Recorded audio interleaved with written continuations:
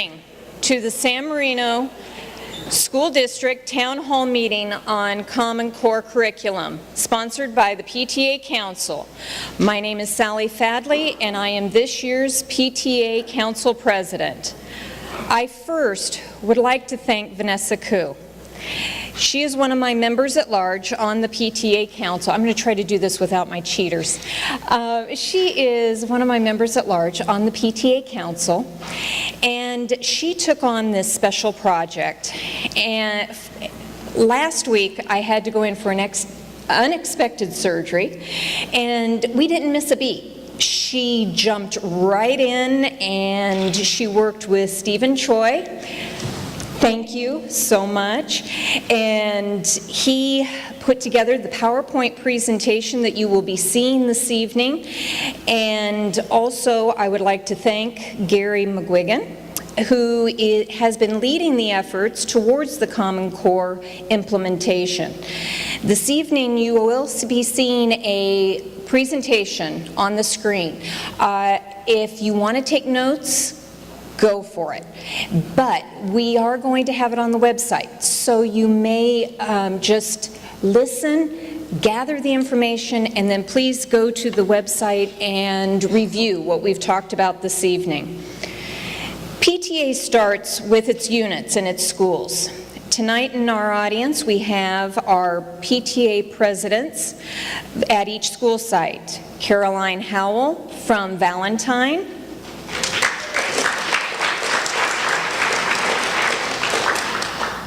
Jennifer Chuang is Carver's PTA president.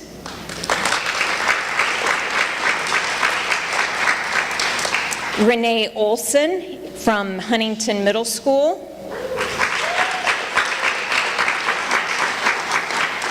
And Jennifer Chen from San Marino High School. These units all report to the PTA Council. San Marino PTA Council then reports on to the First District. First District is about 29 school districts from Pomona to Burbank. From there, First District then reports on to California State. California State then reports to PTA National. Now, in my opinion, I don't think the PTA should stand for Parent Teacher Association. In my opinion, it should stand for Parent, Teachers, and Administration. Thank you to everyone sitting up here at this table, because you guys took the ball and ran with it, and I really appreciate this. Thank you.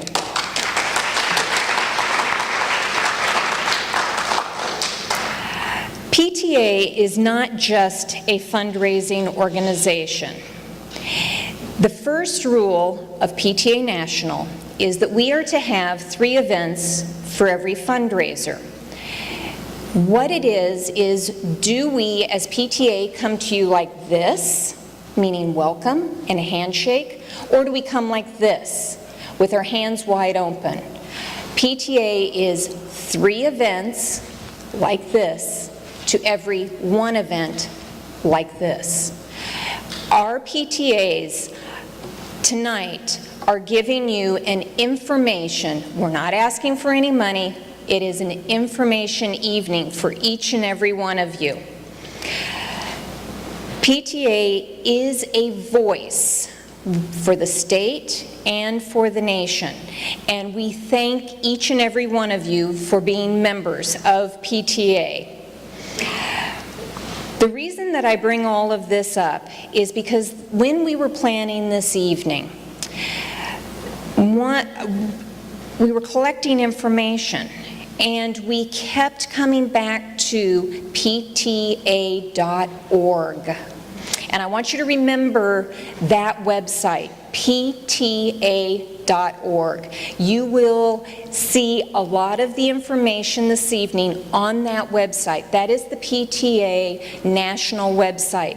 And they did an incredible job of balanced information and clear information on Common Core. We are here this evening because of the new standards that are coming to all of our students in California. This will begin in 2014. These standards, known as Common Core standards, set high expectations for all of our students. They are rigorous and international benchmarks, research and evidence-based, and most importantly, are aligned with colleges and career expectations. We will have presentations this evening from our principals, the district superintendent, Mr. Lauren Kleinrock, from Dr. Gary McGuigan, the assistant superintendent of instructional services, and they will all be speaking on the goals and the specifics of Common Core. But first, to further explain the education of the 21st century, we are going to show you a short video that is on the PTA website. Vanessa?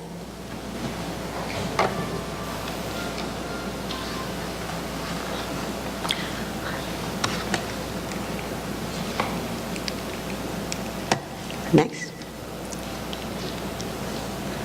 So we can hit the space bar. Okay. So when you're ready, just hit the space bar. Okay. All right, let's see the video first. Like it or not, life is full of measuring sticks. How smart we are, how fast we are, how well we can, compete. But up until now, it's been pretty hard to tell how well kids are competing in school and how well they're going to do when they get out of school. We like to think that our education system does that. But when it comes to learning what they really need to be successful after graduation, is a girl in your neighborhood being taught as much as her friend over in the next one? Is a graduating senior in, say, St. Louis as prepared to get a job as the graduate in Shanghai? Well, it turns out the answer to both of these questions is no. Because for years, states have been setting different standards for what students should know and be able to do at each grade level. That's making it too hard to know if our kids are really doing well enough overall, and if they can really compete for a job someday. What we really need are clear goals. That's where the Common Core state standards come in. They're like a total sea change in education. Consistent, strong, clear benchmarks for English language arts and math. Here's how it works. You can think of kindergarten through 12th grade like a giant staircase. Each step is a skill your child needs to learn before stepping up to the next one. But right now, too many kids aren't really confident with like 2 + 2 before they have to move on to 2 × 2. We need more focus on the skills that help them move up the stairs, or they can slip up and fall behind. And there's another problem. What if everyone's stairs were made at different heights? Well, here we go again. They are. So, a boy in Seattle who's rocking an A in English literature could be getting a C on his Chicago friend's staircase. Oops. We need to create consistent steps in education too. So first, each standard creates a landing on the staircase, a stop along the way as your child heads toward high school graduation. Each stop is a chance for every parent and teacher to focus on the skills their students are supposed to know at that step, no matter the zip code, language, or race. And more importantly, each standard makes sure all students are learning what they need to know to get to graduation and beyond. Because something like counting to 100 leads to understanding dollars and cents, which eventually leads to understanding how to manage a budget. Secondly, the standards are consistent from school to school, and they match up against international standards too. Now we know how we're doing compared to just about everyone. So even though local communities will still design their own curriculum, with the same rules, everybody can compete on the same kind of staircase. But standards aren't learning. That's why we need teachers, parents, and students to help make that happen by working together to help kids meet these standards. The world's getting more and more competitive every day. But now, when our kids get to the top of their staircase, they can have way more options on where their life goes from there. Clear goals, confident, well-prepared students. That's the Common Core state standards. Got an idea? Well, okay, before I go forward, giving you more information, the message from State PTA, I'd like to have a hand raised. Has anyone gone to the State PTA Common Core side? Okay, great. Okay, so now we are going to introduce you. Perfect. Okay, how to find more information? As Sally has said, the state PTA has done a great job in Common Core area. It offers a lot of information I think our parents can really benefit from. You can go Google. There are many ways to go to that site, but you can go to Google, as you say, it's listed, and this is what you do.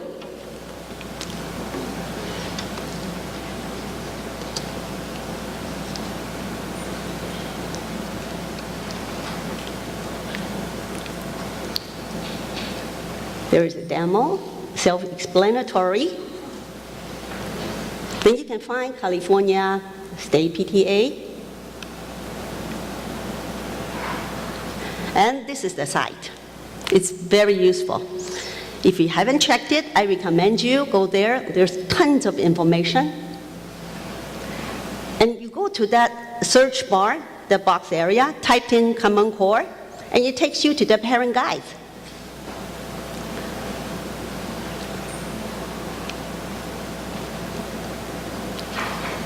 Okay, so this is the site about Common Core. And that's the video we just saw. So if you liked it, you can go home and play it again. And here is the parent guide to student success, which I would like to introduce it to you tonight. It starts from kindergarten all the way to the high school.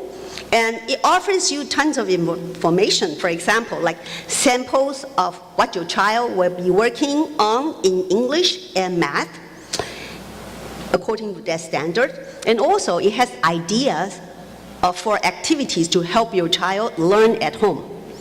And also, it has how and what to talk to your child's teacher about he or her academic progress. So it offers you all these tips. And for the high school, it even has a guide, has tips to help your child plan their college application and plan their career. So it's really useful. Please use it, okay? And that's all my report is for tonight. Thank you very much for coming. I would like to turn the microphone to our Superintendent, Lauren Kleinrock.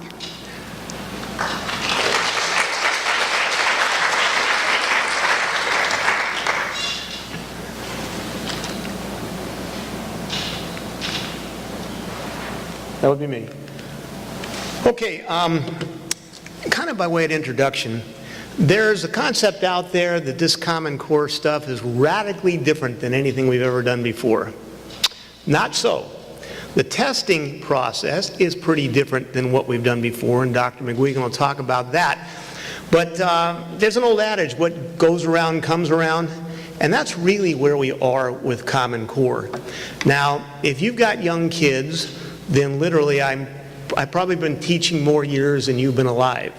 And at the beginning of my teaching career, they talked about critical thinking.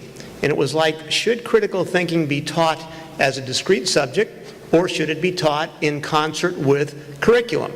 And the prevailing view was in concert with curriculum. And it was really a critical thinking movement going on then. But then a funny thing happened. State standards came. And even before California adopted its state standards, which are amongst the most rigorous in the country, there was research that showed for high-performing schools, state standards dumbed down the curriculum. And quite frankly, that's what happened here, because you can't assess sophisticated thinking on a multiple-choice test. And all the state standards were multiple-choice tests. There was another axiom, actually not an axiom, but there was another concept called learning how to learn. And there was a debate about whether we should be teaching students tons of discrete facts, most of which we knew they were never going to remember and never going to need, or should we be emphasizing learning how to learn, such that when a kid did get out of school and into the workforce, that kid could learn what he or she had to learn. Well, that's kind of what Common Core is all about. And I'll get into that a little more deeply as we move on. Another concept that existed way back then was the concept of transfer. That was the idea that if you think you've learned something, if you can't take what you've learned and apply it to a novel situation, then you haven't learned. If you can't transfer from the context in which you were taught to a new context, you really haven't learned anything. And surprising as it might be to you, I've seen that in our classrooms. As brilliant as our kids are collectively in math, for example, I can't tell you how many math classrooms I've been in at the high school level where the teacher will put a new problem on the board. And the kids will sit there and they would expect, of course, well, show us how to work this. Well, the reality is, if they'd been trained to use what they knew from previous learning and apply it to this situation, what do I know that I could bring to bear on this? They had everything they needed to know, but they hadn't gotten that, if you will, habit of mind. These are the kinds of things which Common Core, in its methodology, is trying to do something about. Now, in terms of the standards, and Dr. McGuigan may get into these a little bit, because California has had amongst the most rigorous standards in the country, about 80% of the standards that our kids will be tested on are the same as what they've been tested on. There's not a whole lot new for our kids. Now, I think one of the things that Common Core will do for our students is get them back to where there is time and focus on those critical thinking skills. And I'll get to that again shortly. So when you look at this 21st century learning skills, and hopefully you can see the aspects there, we talk about the 4 C's. I'm going to get to what those are. And we look at standards and assessments, which are still the basis. There is a curriculum. There is math, English, social studies, science, world languages. Those are the core subjects. They're not going away. Kids still need to know what the math facts before they apply them to new situations.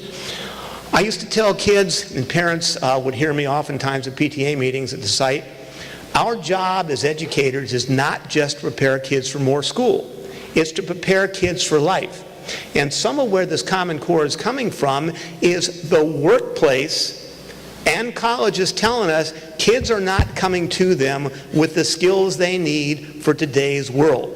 So again, that Common Core is designed to try to address not what Washington's telling us, what the business force is telling us. Okay? And what the colleges are saying they're finding in shortcomings with kids that are getting into universities these days. The information media technology skills, the genie is out of the bottle. They aren't going back in. And of course, kids know a lot about technology, but not necessarily the productive kind they're going to need to be successful in the world of work. I'll come back to that theme as well. We want them to be good citizens. As a matter of fact, one of the questions that I ask principals to address as I evaluate them is, what have you done at your sites to develop kids of character? Because when all is said and done, there's a lot involved there. So the Common Core is not just designed for this cold, fact-based process. We're not losing sight of the human process. And if I could find this, we can move on. College and career readiness. Basically, as I said before, there's something called the National Center Readiness Certificate.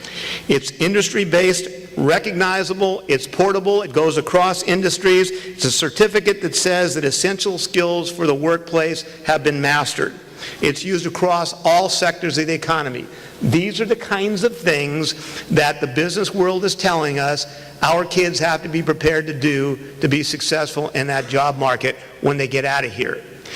Now, the video you saw asked a question, okay, how do we know if our kids are prepared? And it posed that right now we don't know that. And I will say that we know that in California, by current measures, our kids are just doing fine. But we don't know, for example, compared to Connecticut, where they spend $12,000 to $15,000 a kid, where we're scratching to be able to spend $8,000 or $9,000 per kid, are our kids compared to compete with those kids? And furthermore, as you know, the economy is global now. Can our kids compete for the global jobs with the kids from Shanghai? Why there? Because on the tests of international math and science knowledge, they're number one in the world. Are we there? And if we're not there, how far behind are we? And then what do we do to close that gap? So it's a global, as you will, a global society. Well, no, it's a global society, and our goal has to be to prepare our kids for global competition. Okay, so 4 C's. Critical thinking, I've talked about a little bit. That means the ability to reason deductively, inductively, discern fact from fiction, be able to problem solve, recognize that there's a problem, design steps to solve that problem, analyze the success of that problem. Communication, this world is, again, interdependent. You can get on any number of media and talk to people anywhere in the world if you know how to do that. And the collaboration is not going to be just between the person sitting in the room next to you. These are skills that a lot of our kids have already mastered, but again, not necessarily in the media. You're not going to get on Twitter and try to solve global problems on Twitter talking to somebody in Shanghai, for that matter. Collaboration is a key point. If you talk to the old concept of the scientist who is going to sit in his cubicle and work alone and solve problems, that's not life these days. There is an emphasis on collaboration. You've got to be able to work with other people, and if it's going to be global, you better be able to work with people of diverse cultures if you're going to be able to communicate and get the best of all the ideas that people can put together. Creativity, we kind of think, well, art. Well, not art. Think about engineering. Think about what cars can do now. Think about a Mercedes-Benz that can sense the traffic in front, start to apply the brakes if you get too close. That was a pretty creative solution to a problem. That's the kind of creativity we're talking about. Of course, the arts. We're not forgetting about the arts in a Common Core curriculum, but we're looking at these as primary. Information, media, technology skills. Steve Choi, with his expertise, might boil it down differently than I do, but basically, with technology, you're using it to acquire information in ever increasingly sophisticated ways and amounts. You're using it to manage information, to analyze, to look at data, to draw conclusions, to project out, to create models. And you're looking basically to report out. I didn't put that one up there, but you got to communicate what you've learned from all of that material that you've managed to research and find, and you have to communicate effectively. Similarly, you've got to be able to evaluate the information you've come across. Is it reliable? Kids go on to see something on YouTube or Wikipedia, and it's the gospel for them. Well, that's not always the way it works, and it's our responsibility to teach these kids to evaluate the information that they are coming across. Life and career skills, again, this is from the workforce. And these days, you've all heard it, kids are going to change jobs who knows how many times. Not like when I was growing up. And they've got to be flexible and resilient, for that matter. And they've got to be able to be self-starters. And yet they're expected to be part of teams in the workplace. Again, we're going to be working not just with the guy next to you, but internationally. And so that understanding of diverse cultures is important if we're going to be most successful. You got to be accountable. Right now, that's sometimes an issue with kids, but you have to be accountable for the initiative that you've been given to take. And of course, leadership, that's a bonus. If you can go in and demonstrate leadership in the workforce, along with the ability to collaborate, you're going to be a leg up on everybody else. Key instructional changes. There's going to be emphasis on greater depth of knowledge, and the principals are going to go into that. But so often in a classroom, it's been a history of ask a question, get a right or wrong answer to a fact, move on. That's not the way it's going to be anymore. There's going to be a premium on being able to analyze, communicate, all the things I just talked about. I'm not going to get into too much because they are. The ability to base answers on text-based information that supports that answer. Okay, we talk about kids writing essays, and oftentimes it's, okay, well, tell us how you felt about this, or when this happened in a book, how did you feel? Well, the reality is, when you get into the real world, be it even college, much less the workplace, they're not too interested in how you feel. The me essay, the I essay, goes out the window. They want analytical writing. that's going to be able to draw conclusions based on facts that can be presented in a very cohesive way, obviously communicated effectively. So along with that, there'll be an emphasis on nonfiction and primary sources. Again, I won't talk too much about that because your principals are going to talk about that. And written and oral communication skills are emphasized across the curriculum. The only thing I'll say about that is when you see this, the emphasis right now has been on testing in language arts and math. Science hasn't gone away, neither is social studies, and as a matter of fact, all core subjects are expected to reinforce the communication skills, be it written or oral communication. So lastly, what hasn't changed? Again, they're still going to have to master the content of the core subjects. That hasn't gone away. 80% of the standards, as I said, are the same. So we're going back full circle. How many times am I going to hit this? We're going back full circle to where the critical thinking and the analysis will be applied to curriculum. The curriculum will be designed to elicit greater depths of thinking. And that's, in an overview nutshell, what we're looking for. And I will now turn it over to Dr. McGuigan, who will tell you the part that really is pretty different between Common Core and current.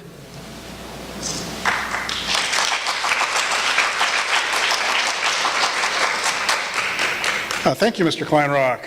Okay, this is the interactive part of the program. Raise your hand if you have a child at the elementary school. Come on, don't be shy. Look around. I figured a lot. Okay, put your hands down. Middle school. Middle school, okay. Thank you for being here. You're surviving. Good. And the high school. A couple. Okay. Thank you. I appreciate that. I stand in front of you tonight not only as being the assistant superintendent of instruction, but also as a parent, okay? Some of you know that my son attended Huntington Middle School and San Marino High School. When he was here, I was principal. That was a tough gig, and I gave him the hardest teachers to make sure, okay? Because those parents who just raised their hand, okay, when they're in high school, I have two kids now, they're in college, and my son's a senior in Arizona, and my daughter is a junior at Marymount, and they're both in business and economics, and I want them to get the best paying job one day. If you have that same interest, raise your hand. Right? You want them to move eventually out of your house, okay, and have a career, right? So there are a lot of benefits to the Common Core. Let's see if we can get this, that's me, okay? And I'm just focusing on the competition part, what Mr. Kleinrock had mentioned, okay? We talk about world class, but are we truly world class? I love looking at the STAR results and the CSTs, and I'm looking at South Pasadena and La Cañada. I live in La Cañada and Arcadia, and I love that competition, okay? But I want to make sure that my children, your children, one day are going to get out there in a global competitive economy, okay? And we want them to have the highest paying jobs. We want them to be the managers and the leaders. And that's what really the Common Core is doing. 42% of the students who are entering a four-year college university have to take some type of remediation class. I can barely say that, okay? At the junior college level, it's about 60% that need to take some type of support class. Maybe that's the average across the United States, and we know we're doing a pretty good job in San Marino. My son was a B average student in San Marino High School, but is doing very well in the business department. And everything about the 4 C's, everything that they're doing in the business department, as out there in the real world at Northrop and the rest of it, involve the 4 C's. So that's what we're doing, getting our kids ready for college and career.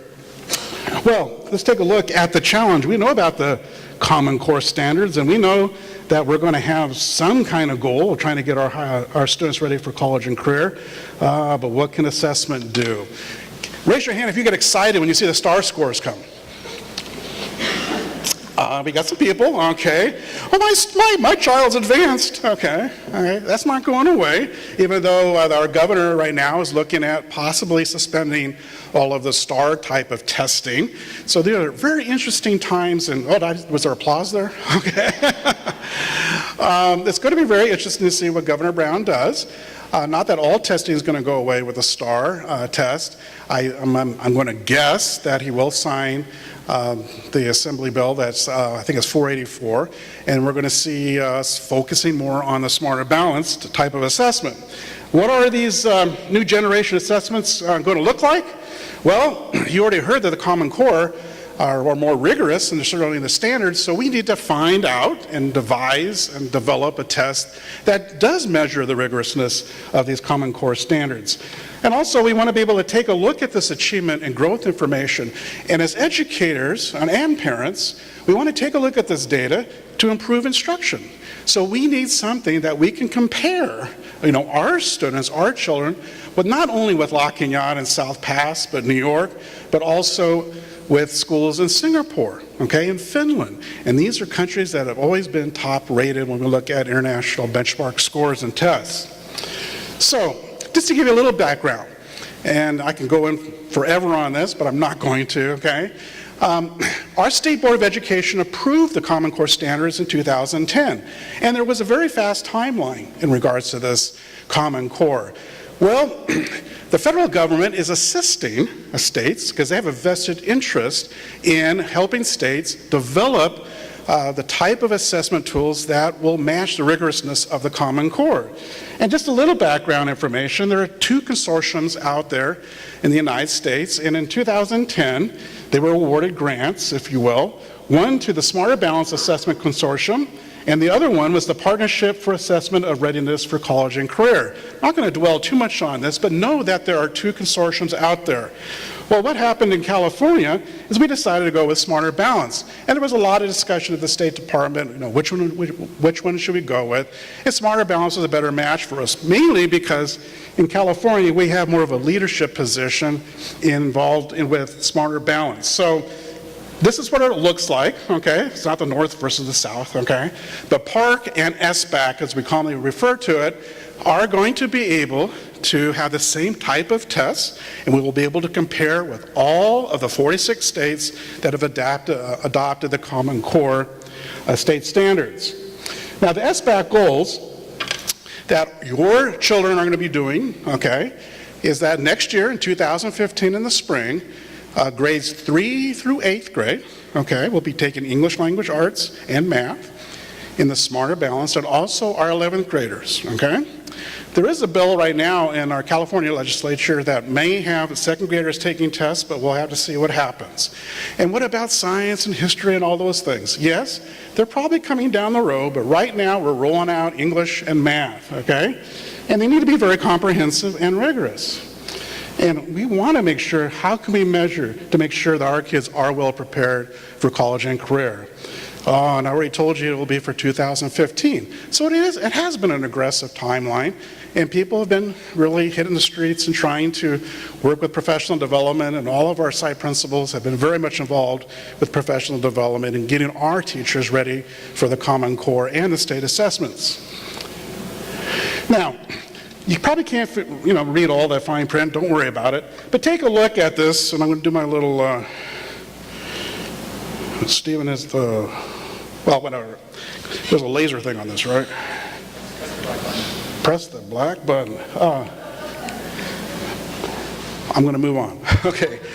Taking a look at this chart, if you will, that sort of represents, that blue line is the entire school year, for example. So next year, we have the option of taking some interim assessments. And these are going to be optional, and Smarter Balance is saying, we'll offer them, but districts might have to pay for it. My recommendation to our school board, and of course I think they'll go along with this, is that we'll offer those interim assessments. And they're practice tests tied right into what the Smarter Balance final summative test will look like at the end of the year. Now, this could be offered at the quarter or a semester, or maybe at the elementary school it's a trimester. But this will provide our teachers immediate feedback within 2 weeks. This is all going to be done in the computer lab or on an iPad, which I'll talk about in a second. So there's a way of seeing how our students are doing. And what SBAC is going to do is that it's going to give us immediate feedback where teachers can see where their kids are, and what we need to do to maybe modify or adapt instruction. Now, we get to the last 12 weeks of school, and there's going to be a 12-week window of opportunity for our students, third grade through 8th grade and 11th grade, to go into the computer lab and take a summative test. And our principals will get into really sort of the type of questions or some examples.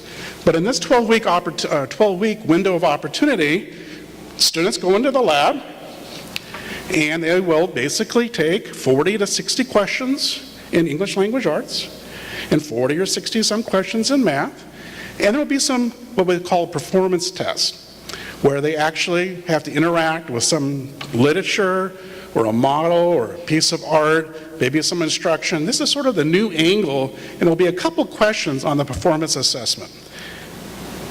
We'll take a breath here. Okay.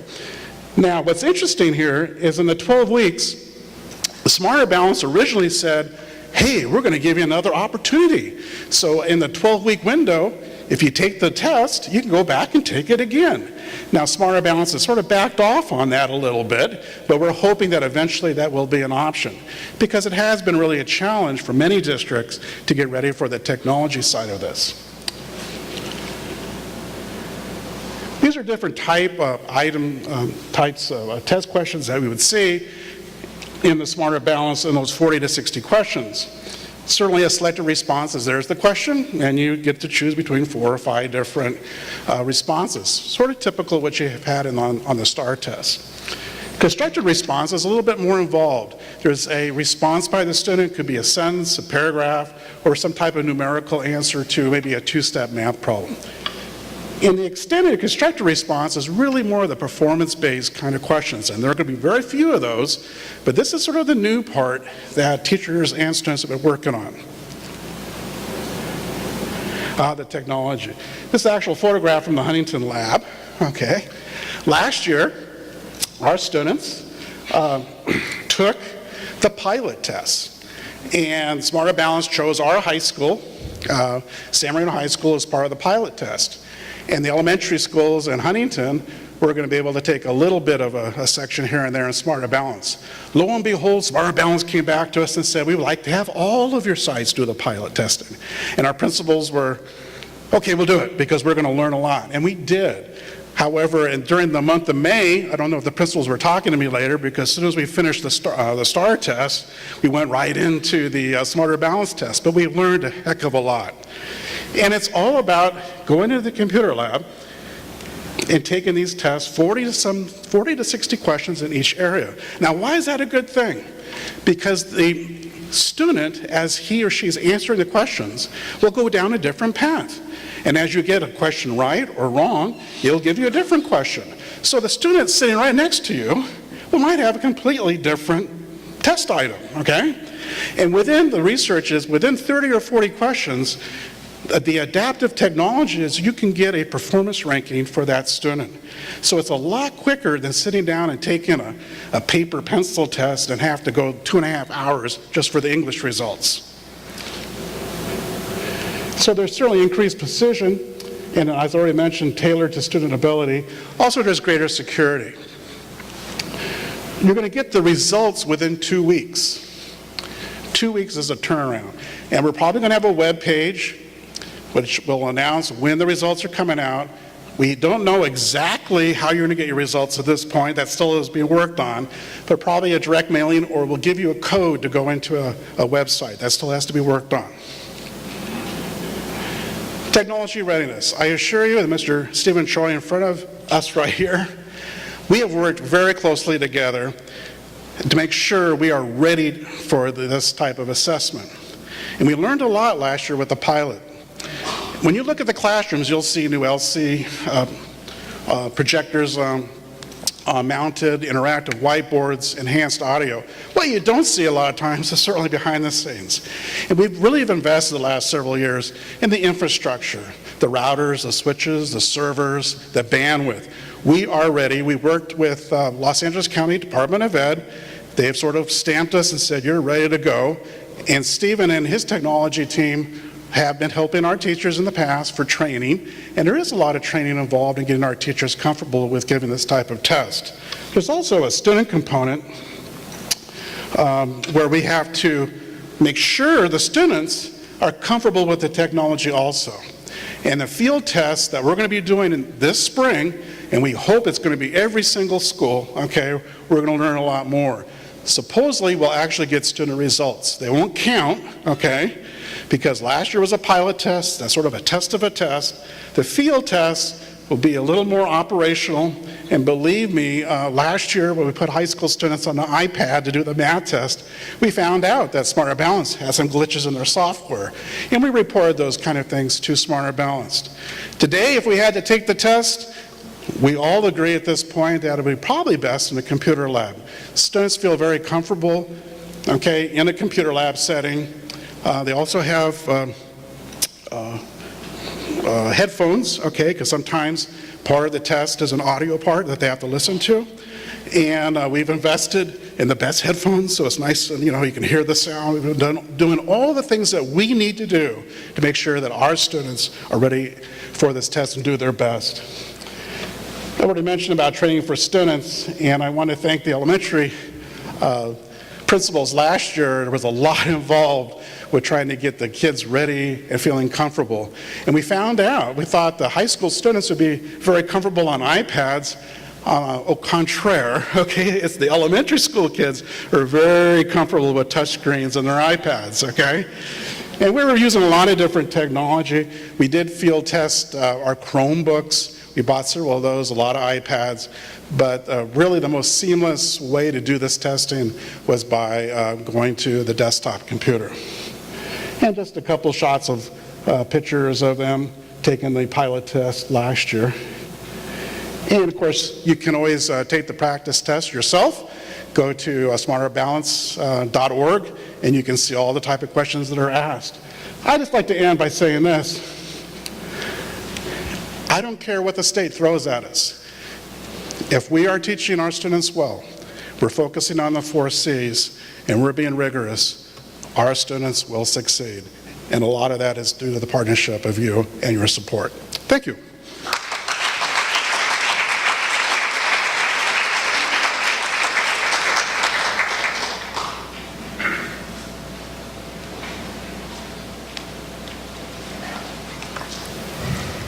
Is Jason coming up?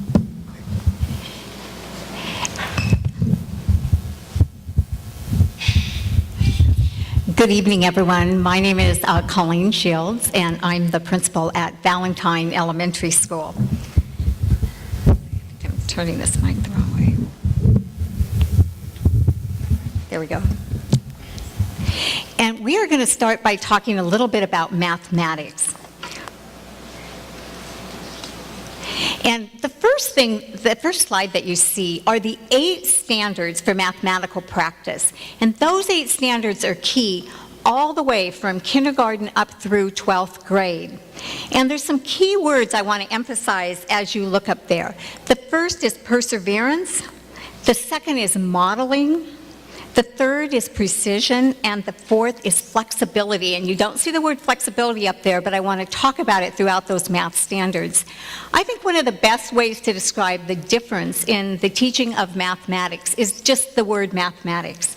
At the elementary school level and really all the way up through, we've often taught arithmetic instead of mathematics. In other words, we've taught 2 plus 2, 2 times 2. We've taught kids algorithms, how to solve problems.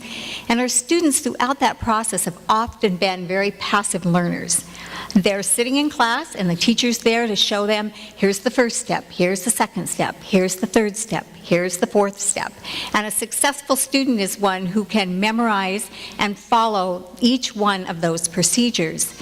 And as we look at what they want us to do in Common Core, we see this shift from arithmetic to mathematical thinking. And particularly if you look at the very first one that's there, making sense of problems and persevering in solving them. I heard a speaker last year, Dan Myers, who teaches high school mathematics and is now working at Stanford. And what he talked about seeing over and over again is in high school students is that lack of perseverance when it came to mathematics. Students are used to being told how to do it. Someone tells them how to do it and they apply the formula to something. And we really saw that as well this summer. We did a math program using some supplemental materials through our current curriculum. And we found right away that our students were waiting for us to tell them how to do it. And instead, what you'll see us doing more in mathematics is providing learning opportunities for our students where they can learn to make sense of the mathematics themselves.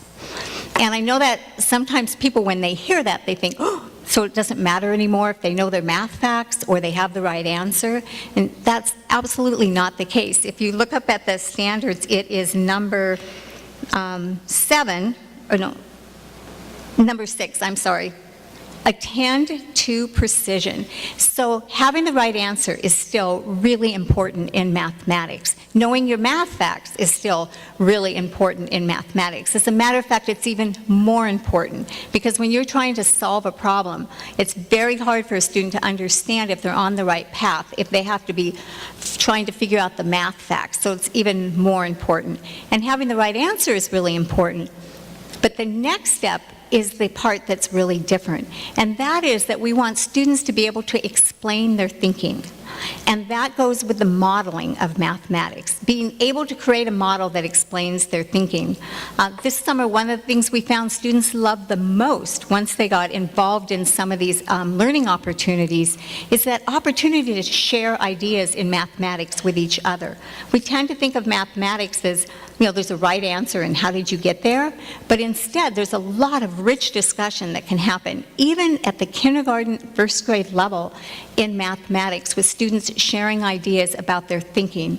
It's amazing if you give, even in an adult audience, if I was to give you a mathematics problem, how many of you would come to that answer in different ways. And being able to explain that and talk about it really shows the depth of understanding the student has in mathematics.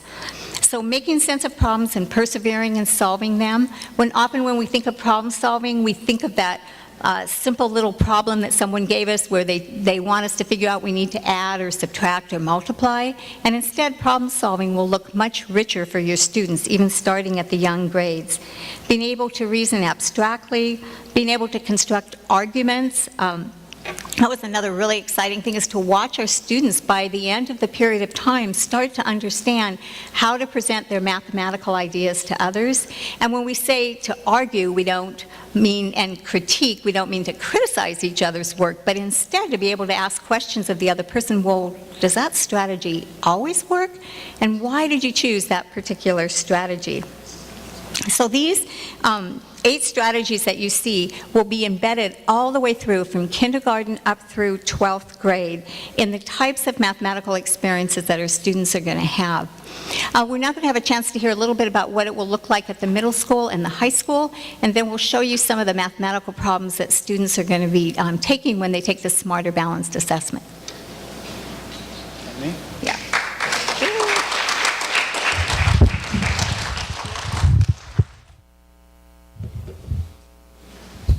Hello.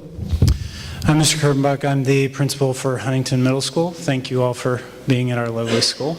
I'm going to walk you through kind of one of the biggest potential structural changes, and it's one that teachers are really the most concerned with, and a lot of students are, because it could have a direct effect on sort of the pathway through mathematics.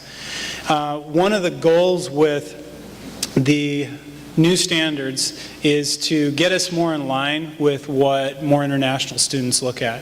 And actually this is in place in quite a few schools across the United States, but not as many as we would like.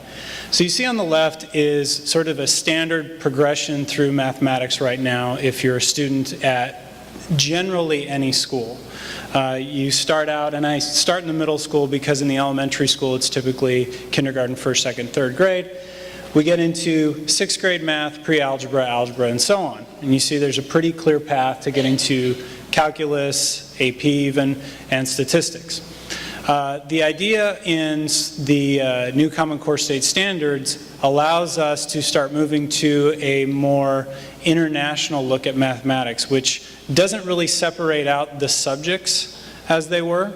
And if you'll notice, algebra, geometry, and algebra 2, that's where the change really takes place, possibly pre-calculus, once we take a good look at that. But if you talk to a mathematician, there's not a whole heck of a lot within geometry that makes it its own subject. When you talk to math teachers, that usually becomes a point at which kids have a much more difficult time, concepts are abstract, and you end up pulling a lot of information from algebra and algebra 2 in to create a more dense curriculum. When you look at more international courses, you see terms like integrated math 1, 2, and 3, which really take a look at algebra all the way through algebra 2 and even pre-calculus, and all the themes of mathematics that are within those. And instead of, say, having a student learn how to write and solve an equation and stop there, because that's where algebra tells you to stop, you go as far as you can take the student through functions, even into some derivatives, because that's what the standards allow you to do now. So we've been given the ability as separate school districts even to determine the path that we want to take, to stay with the traditional standard algebra, geometry, algebra 2, which still can be done, or to go towards an integrated model, which could also be done. The struggle for us now is looking for curricular materials, because this is something that is relatively new in most schools. To take a look at some of the biggest changes that our teachers struggle with, because they are losing some of the main standards or some of the standards that they are familiar with, and they're adding in some others. You take a look at a comparison between what an integrated math 1 would look like in terms of standards, and this is about going deeper, not wider, less is more. You'll notice that there are a few less standards, not a whole lot, but a few less. And the second bullet is what I really want you to focus on, that there are 19 in algebra, if you were looking at a typical algebra set of standards, that are either changed or eliminated. Now, these could have morphed into something within a sort of integrated math or common core state standards model, or could be completely taken out. So what's really been taken out and added isn't so much a standard itself, but how we approach the standard. If you were to look at a side-by-side comparison of these standards, you'll see the use of different types of terminology where you're asking students to do things like construct, distinguish, and if we go back to what Ms. Shields was talking about, it asks students to construct their understanding and explain it. So I might be able to solve an equation, which is great, but what the Common Core State Standards ask you to do is explain how you got there. And I know from personal experience that my son, while he can do the equation, if I ask him to explain his reasoning, it is vastly different than mine. I taught algebra for 5 years. I'm very process-oriented.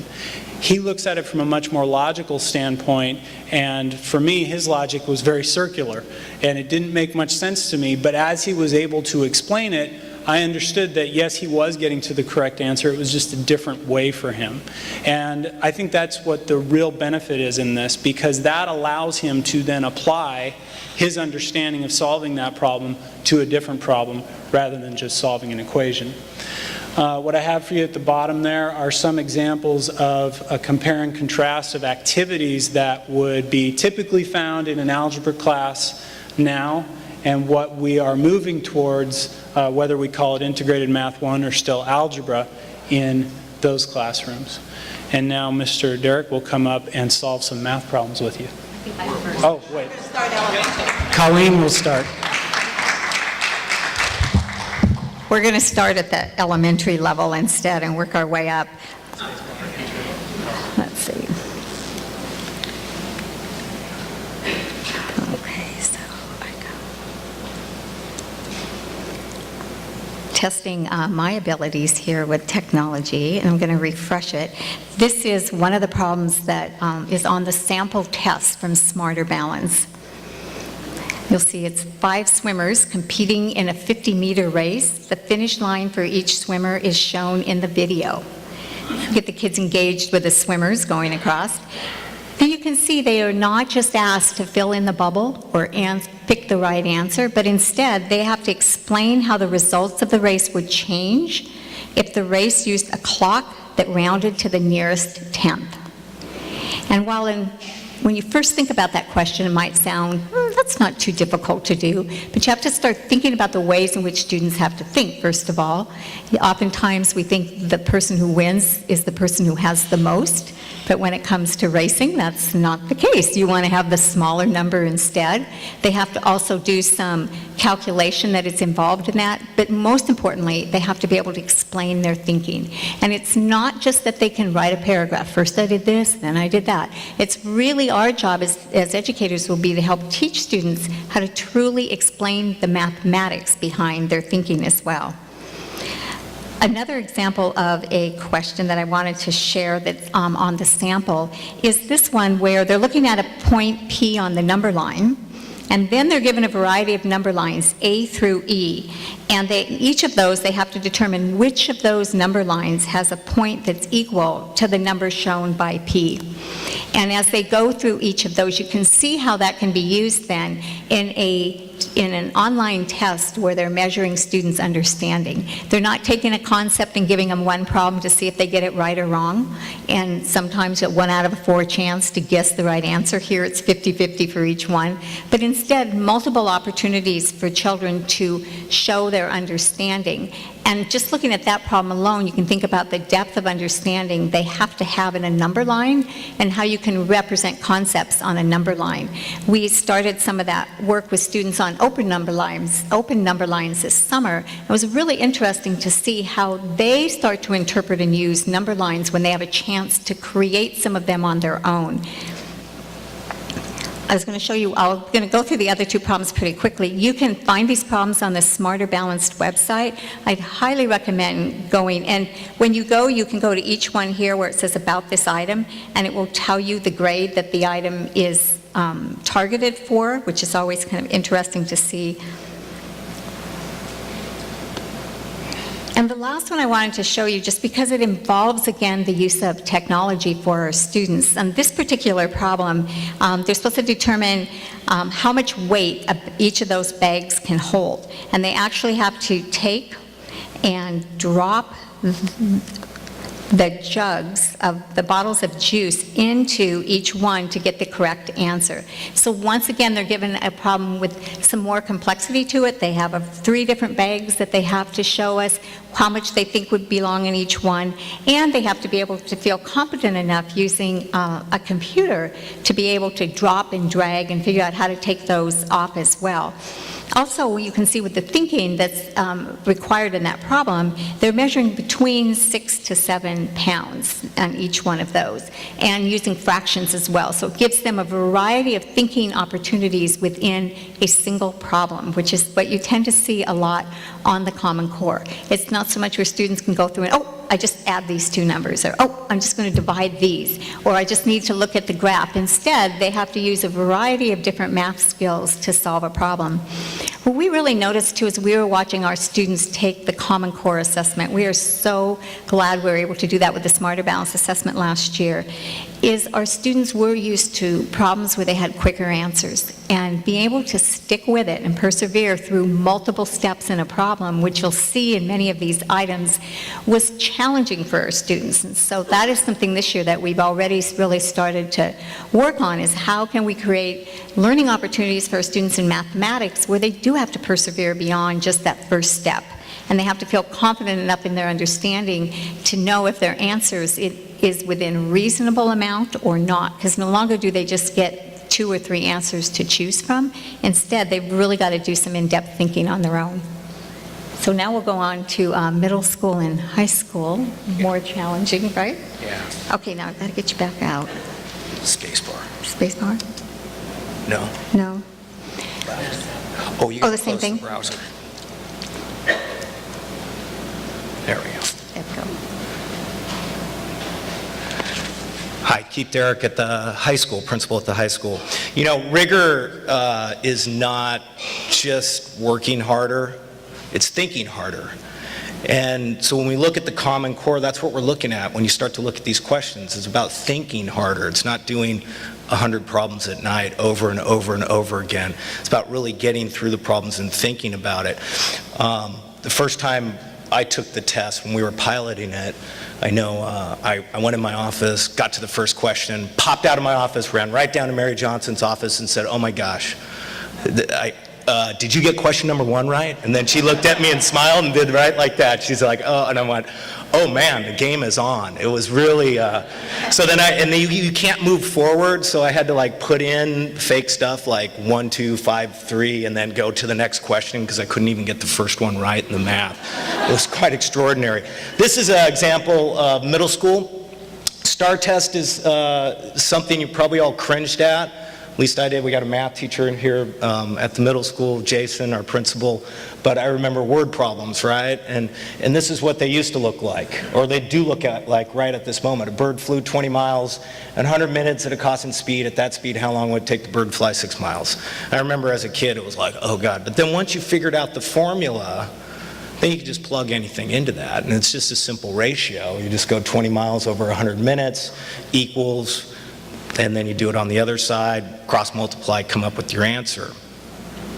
Now, if you look at what it's going to switch to, a bird flew 20 miles in 100 minutes at a constant speed. At that speed, well, A is the same question, right? But then you get down to B, and B says, how far would the bird fly in 15 minutes? Now you have to actually flip it a little bit on your ratios.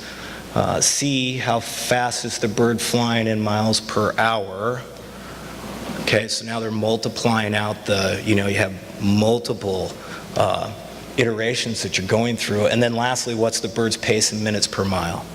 Okay, so with essentially one question turned into 4. I think think about thinking harder. Our kids are going to have to think a lot harder with the right side than they are with the left side. The left side, if they get the formula right, they plow it in and they slam it.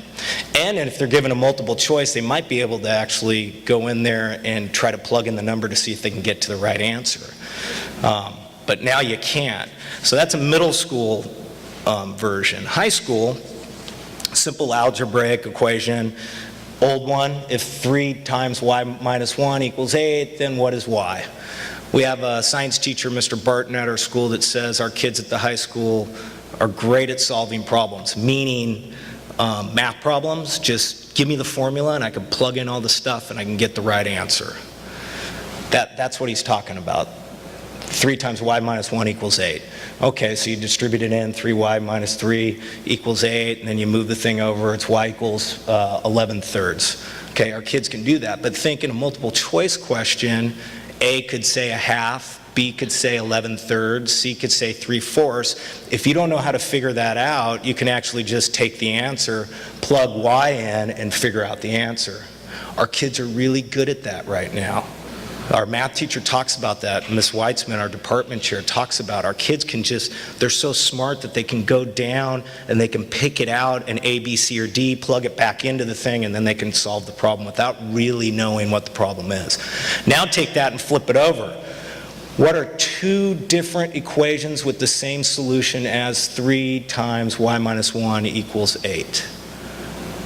Completely different question. I actually tried to figure it out, and then I was like, you can do the trial and error, right? So now, if you guessed on the previous one, C looks right, and you plug it in and you get it right here, you can't do that with this question. You actually have to come up with an equation, which is quite extraordinary. So that's the thinking of the math, not just plugging in answers and getting a solution. This is the thinking of math. And I think these 2 questions really show the difference. I do want to read one other one that I went through the exam again online today, and I think this is another great example. I took a picture of it on my iPad, so there it is. Thank you, Jason. Whoops. Siri, stop. There we go. So the question was another word problem. A car rental company charges customers initial charge plus a daily charge to rent cars. The initial charge is $30 and the daily charge is $25. The rental company charged Jacob $180. Create an equation that can be used to find the number of days X Jacob rented the car. So completely, the answer is, I think, Jason, correct me wrong, but I did write it in there, 30 plus 25x equals 180. Now, if we gave 30 plus 25x equals 180 and tell the kids to solve for x, bam, they solve for x, right? That's not what this question asked. This question asked, figure out what the equation is. So we're not working harder, we're thinking harder. And I think that's the real key to think about in the Common Core, is thinking harder. And when you look at these type of questions, you can see that kids are going to be thinking harder. I know the feedback we got from our students was, that was hard. Okay? Generally after the star, they're like, oh, I slammed it, Mr. Derrick. That was, I don't even think I missed any.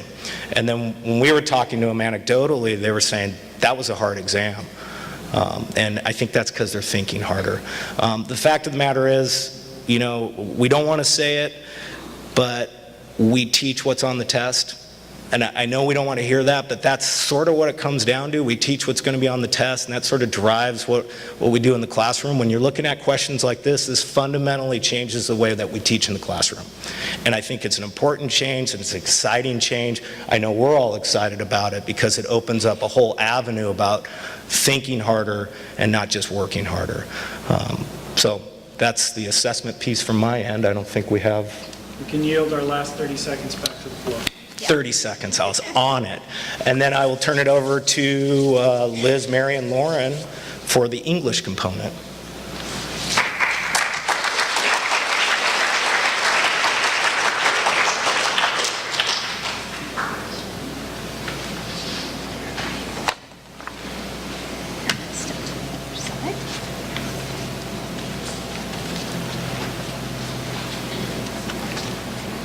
I'm Liz Hollingsworth. I'm the principal over at Carver School, and we're going to talk just a little bit about the changes in English language arts that we see coming with the Common Core.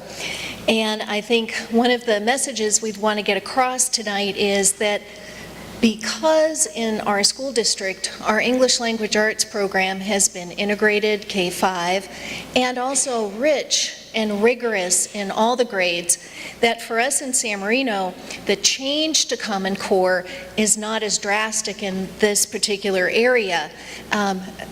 We have some changes to make and some shifts, but they're really more shifts than wholesale changes.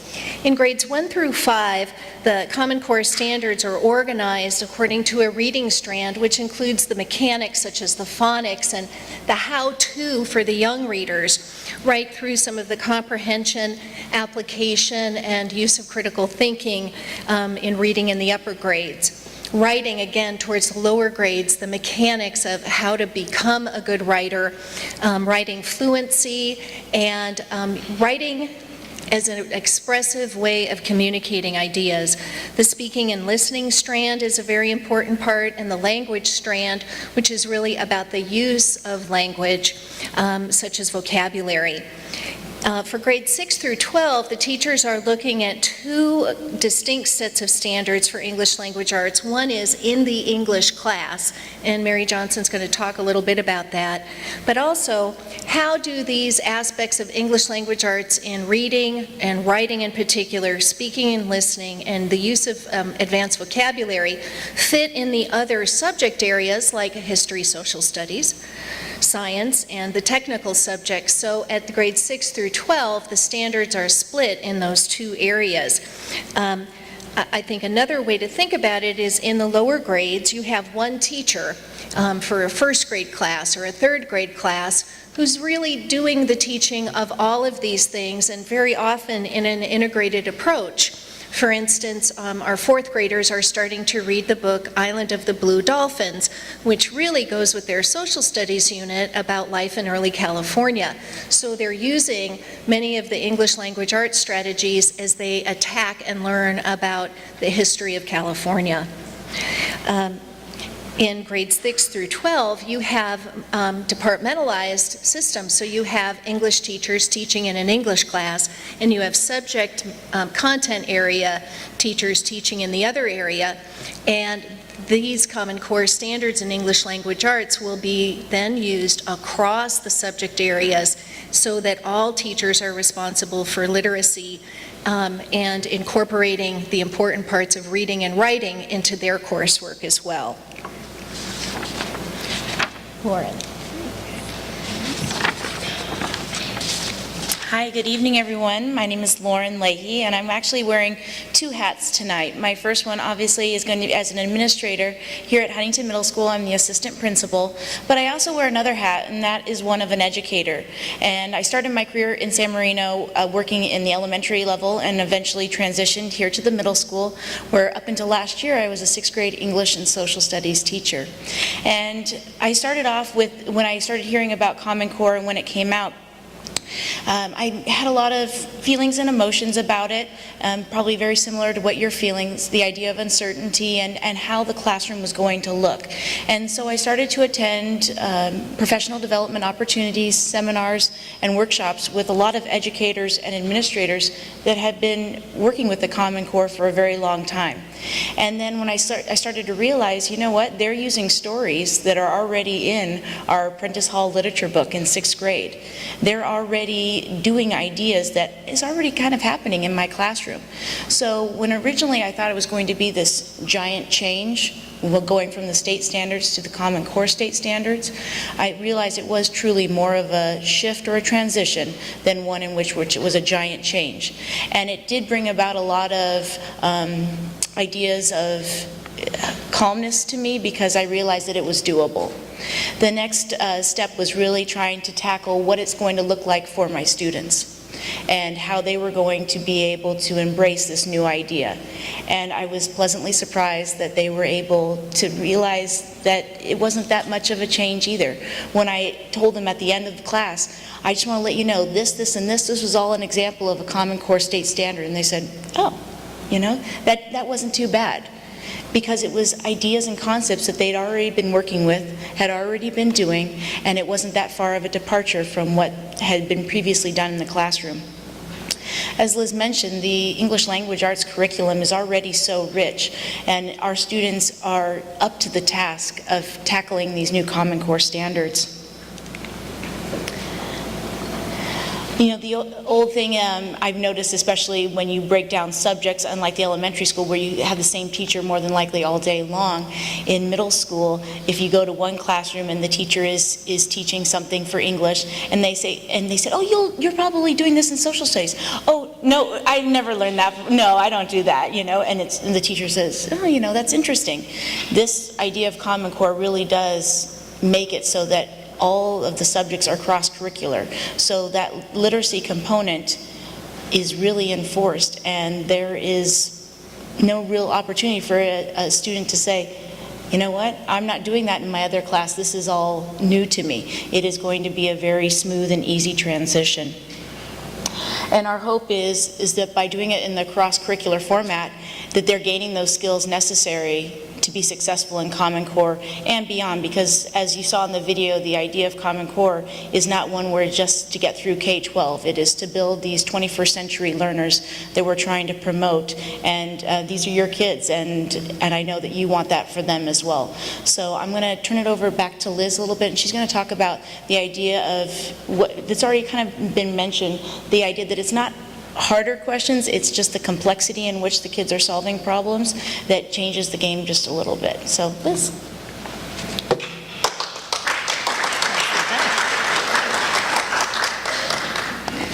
I think one of the threads that we started to hear about from the principals in the area of math extends into English language arts as well, and that's this notion of cognitive complexity versus difficulty. And difficulty is something we're really used to in San Marino schools because we give some really difficult tests.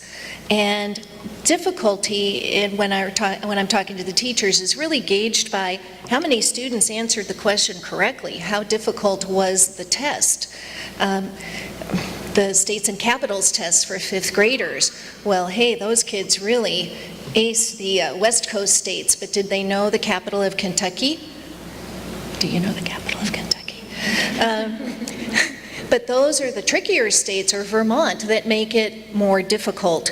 But what we're really looking at are standards that are not necessarily more difficult, but that tap more complexity and the kind and the level of thinking that's required of the students so they can successfully engage with and solve a task.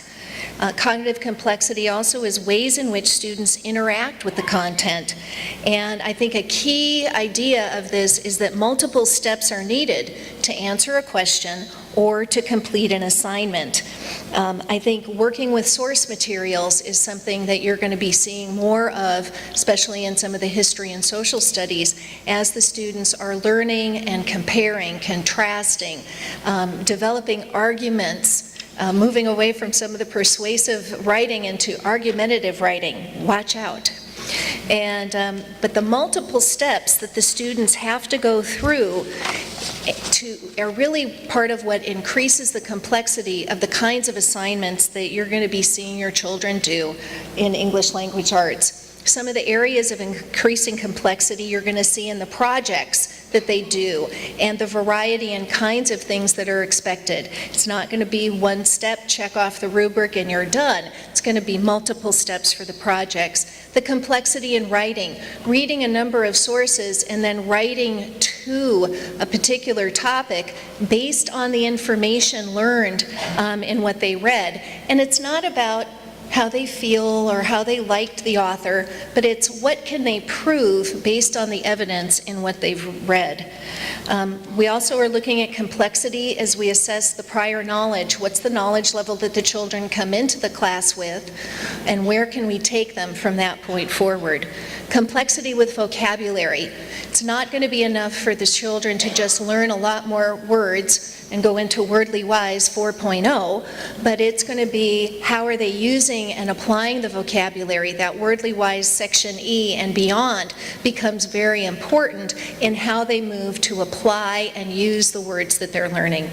And also you're going to see some complexity in some of the review games, and I included that because learning is still going to be fun and engaging for your students, particularly at the elementary school. That's how we grab them and how we get their attention and learning results from that. Parents often have been asking me, well, how can we support the Common Core at home? And being here tonight is a first step in your support of our move to the Common Core, and we as administrators really appreciate your presence here and that you would take the time to be with us tonight. And when you're working with your children or just kind of hanging out with your children, I think you should ask them why. And ask them why a lot more frequently. Ask them why they want something, whether it's a Ninjago Lego set or the car keys. I think asking them why and having them build a rational argument, and it's not just because I want to, but really, what are their thoughts? For you to use the word because when you tell your child no or not this time, and I don't mean no, not this time because I said so. I mean no and why. You know, you're not going to be able to do that in every situation or a safety situation with your child, but think about doing that a couple more times than you might be doing it now. Give them reasons for some of the decisions that you make, some of the decisions about your family or the car that you might be purchasing, not just decisions related to you, that child. Encourage questions and explore answers with them, and encourage and use questions that are not just yes or no questions. Do you ask your children, what did you do at school today? Do you ask them that? And you know what they say? Nothing. Oh, that is just so frustrating. So shift the question a little bit and ask them, well, what did you read today? And was that interesting? What about the main character? And ask them some different kinds of questions where yes and no isn't the answer, but why, and explaining themselves. Explain and discuss issues or problems in your house, your neighborhood, and the community. And this is something you can do with elementary and middle and high school age students as well. Problems they're encountering, be it at school, in the community. Brainstorm solutions. Come up with a long list of possibilities that, to solve the problem. Compare how things are alike and how things are different. Tell your children what you value and why you value it. Modeling the thinking and the process that you're using to also impart the things that you value to your children. Encourage and celebrate opinions, even when they're not your opinion, but help your children really develop their opinions and provide the rationale for those opinions and encourage that kind of thinking. These are the things that you can do to help us in the area of English language arts and throughout the Common Core in developing students who are ready for the more rigorous levels of thinking and showing their thinking and showing how they know what they've come to learn. Mary.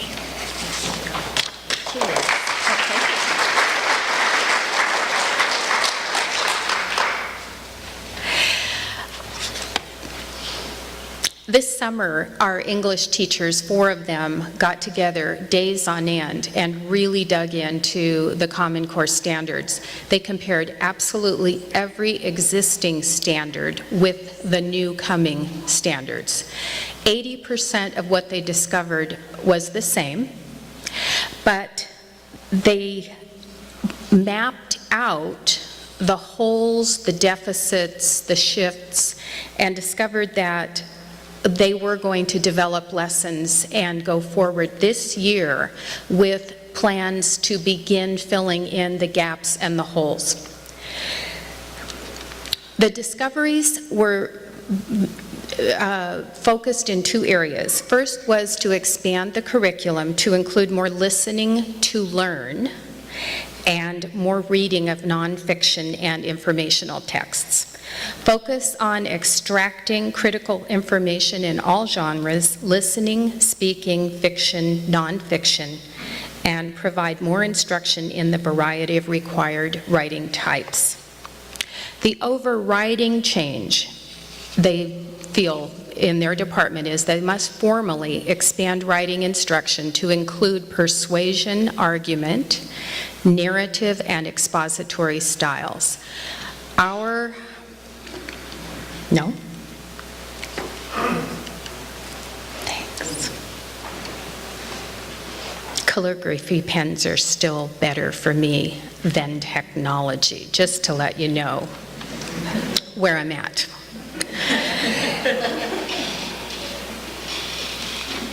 Okay. The changes are, they identified, that need to be implemented. They must infuse additional nonfiction works at each grade level.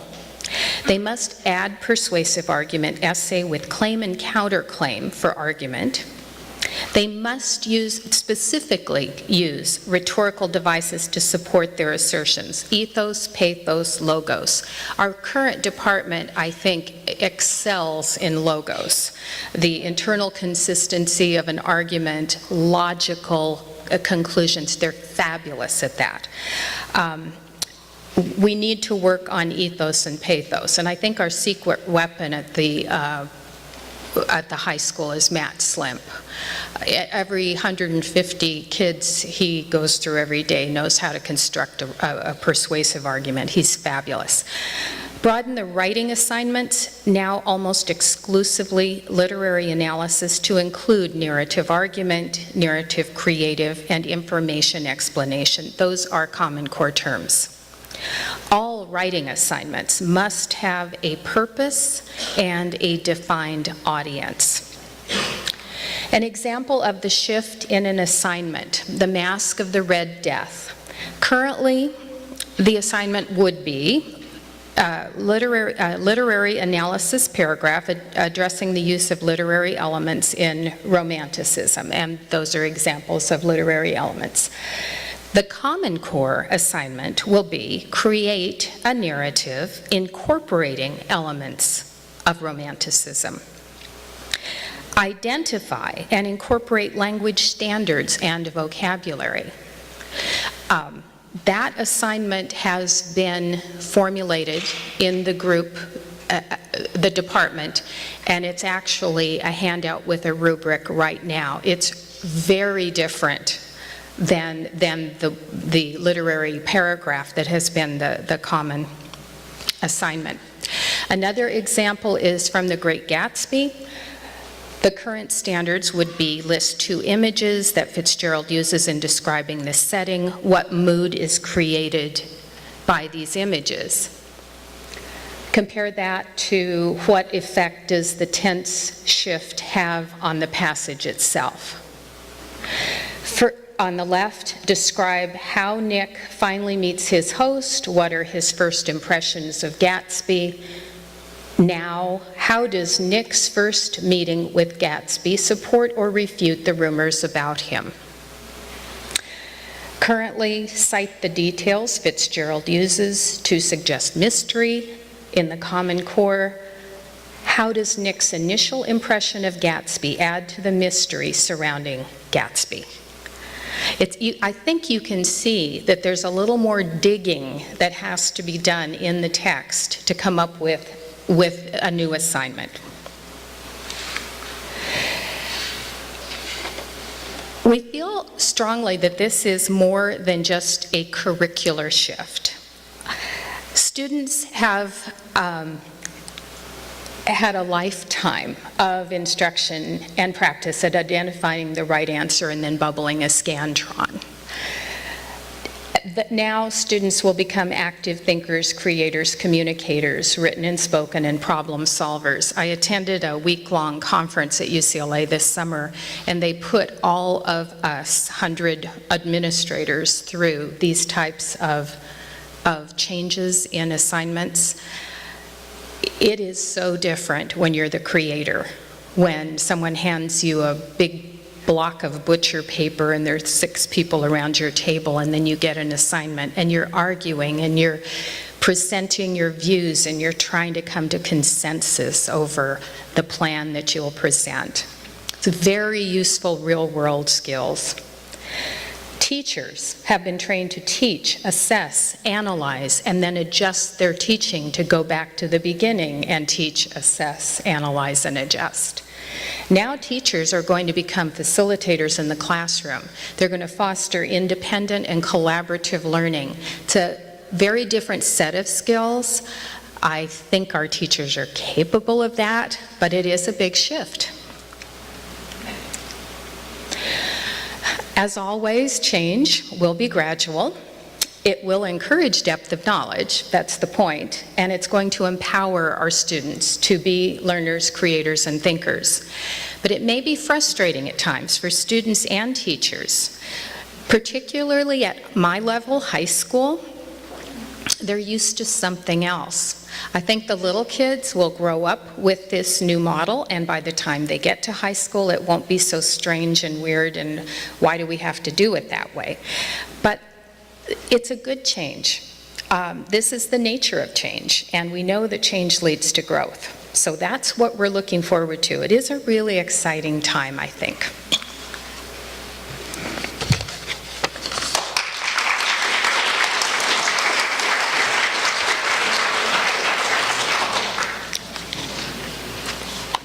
Are you going to facilitate the question? Do we have more questions? We have some question cards going around. So if you have questions, you can bring them forward. You can give it to Jennifer Chen. She's collecting cards.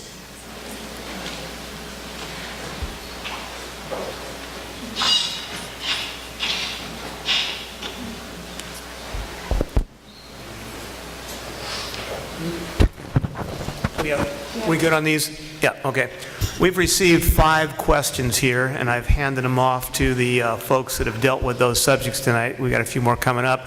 So we will take them in no particular order other than the way I grouped them. A couple of questions on math, so I'll ask the folks that presented math tonight to take a shot at those, and obviously Colleen jump in as appropriate. Okay, the question is, are you changing the math program you use? If not, how will Common Core standards be implemented in current math program you teach? I'm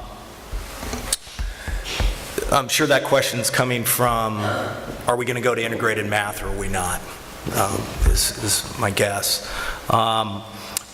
currently, right now, there's a couple issues, and what we do at the high school is going to have a direct impact on what we do at the middle school. If we go to integrated math at the high school, then we don't have a sequence of algebra, geometry, algebra 2. So what we're teaching is what would be going down in the middle school is in a normal algebra class. They would have to go to an integrated class as well. So currently, Jason and I are talking about that. We've brought our teachers together. The way I see it is that we'll probably have to transition into an integrated math program. Currently, there's no resources, no specific resources. If we transition right into an integrated 1, 2, and 3 at the high school level, we could theoretically have 3 math books sitting in our high school class for like integrated 1. Because there's the resources for that, the availability of that right now is small. So Jason and I have been talking, probably going to be a sort of a transitionary couple years, see what resources come out, keep it standard, and then when we see the resources, we can probably transition into an integrated 1, 2, and 3. And integrated, that's just algebra, geometry, and algebra 2. At the high school level, once you get the integrated 1, 2, and 3 over, you go to math analysis and then to calculus afterwards. So those still stay as standalone courses. Hope that. You want to add something, Jason, to that? Yeah, and my question actually jumps right into there, that why are there 8 levels of math even though there's not that many grades that you can take the math in? Well, calculus and statistics is usually a choice senior year. So generally you either take calculus or statistics. So that's sort of the divergent path there. And in talking with Keith in the short time we've had, the prevailing thoughts are to move toward integrated. However, the challenges are the absence of any state-adopted materials. We have currently one textbook company that has offered their version of what integrated would look like, although nothing's been officially approved to move forward. So that, even though book isn't where you want to base all your teaching out of, it is sort of a foundation for you and a resource for every student to have in common. So we want to have that available. And coming from another high school, it's this sort of 1.5 to 2 year process that everyone is currently looking at, and it's wanting to do this in a thoughtful manner because there are already students well ingrained into this pathway, and we don't want to mess things up, for lack of a better word. If they're on the algebra, geometry, algebra 2 pathway to lead them into calculus, we don't want to throw them off and say, okay, you finished geometry, you're in integrated math 3, and some of the concepts and skills aren't there for them yet. So that's something that we need to work with all of our math teachers on. And as much as Keith and I want to be leaders in this, we both recognize that this is a math teacher, administrator decision. We have to put a lot of time and effort and thought into this and work together. And I think I did miss the second part where it said, if not, how will Common Core standards be implemented in current math program you teach? So as we transition into an integrated program over years, we obviously have to hit the Common Core standards starting next year. So we're going to get our teachers together to see where those gaps are. They're going to work together in the summer to fill in the gaps. What other resources can we pull in? What does our Algebra 1 book not have that we need to fill the gaps in, or what do we need to drop in geometry and add? So we'll get together in the summer and figure that all out with both the middle school and the high school teachers is the plan. For those of you who are heading into my school or already here, you've probably heard this a little bit already, but our math team is looking at their summative assessments and a lot of what they've termed their chapter and unit tests, and they're trying to change the questions to be more challenging for students, asking them to think more critically, and instead of just solve equations, give their rationale, give their reasoning, and explain it in a way that is toward the Common Core, but is not asking them to do something they're not prepared to do or haven't been taught to do. So there's that transition already occurring within our courses. Okay, Mrs. Shields wanted to add, and all of you, by the way, on any of the questions, if you got something to add other than where I distributed the cards, do so, please. I was going to add that at the elementary level, Liz Hollingsworth and I, we are starting together with Dr. McGuigan, a math adoption committee at the elementary level. The state will be releasing the adopted materials possibly January, February of this coming year. I will say, though, that from the work, some of the work that we did this summer, that part of the issue is materials. We definitely need to have instructional materials that allow students to engage in mathematics differently. But the other really critical piece is changing instructional practices. And while I think we have less work to do in the area of English language arts, in the area of mathematics, we really will be asking our teachers to teach mathematics in a very different way than they've taught it in the past. It's exciting. It's really fun to see how engaged kids can become in mathematics. So for us, we have kind of double duty. We have one is looking at the math materials, but the other is really looking at instructional practices and helping our teachers through that process as well. But we're on the road. We're getting started. We have a math team from both elementary schools, and we're looking at how we're going to do the professional development piece as well as the adoption of materials. Okay, Liz, you had a question we sent your way? No, yeah? Okay, we're done. Okay. Very good. Mary's got a whole slew of questions. I don't know why everybody's concerned about college, but nonetheless, Mary's got some questions. Okay, I'll start with one. Some of these may overlap, and of course, anybody else on the panel step in if there's another aspect you need to cover. The question is, how will 11th grade AP students in English and math receive Common Core curriculum? The curriculum is not that different in high school, but the depth versus breadth, I think, is a good way to look at this.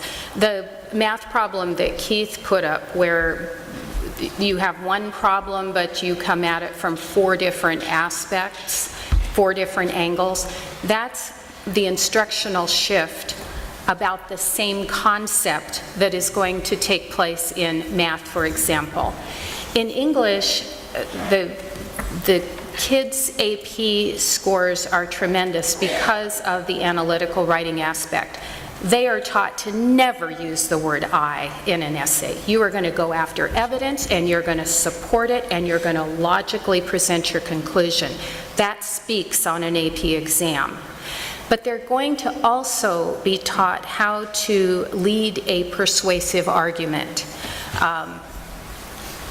That can't help but broaden their writing abilities and enable them to respond in an AP testing situation or any other kind of testing situation with more tools in their arsenal.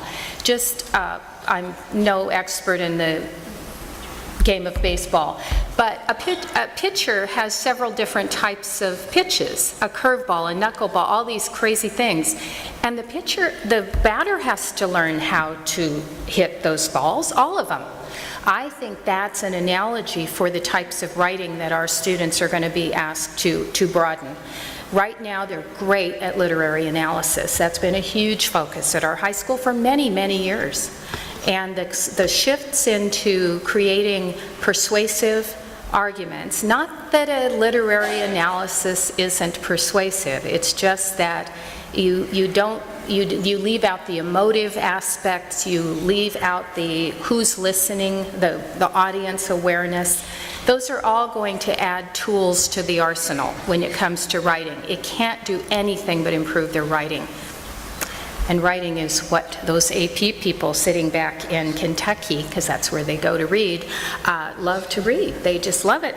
And they give 5s to kids who can write well. Okay. How will Common Core affect college admission in the next 2 to 3 years? I think college professors are going to do backflips. They have communicated down to the secondary level for years and years and years how upset they are that kids come to college and don't think, and they don't ask good questions, and they just want to know the right answer. And they don't have the ability to engage in those rich and deep conversations that need to happen. thinkers have been in short supply. And I think this is going to expand thinking and expression. That one-word answer that Liz alluded to is no joke when kids get to college. It's no joke when they get in a college interview and they say yes or no. Or their mother tries to walk in the interview with them because she's worried they won't know the answer. You think I'm kidding, right? True story. What are my choices? A, B, or C? Okay.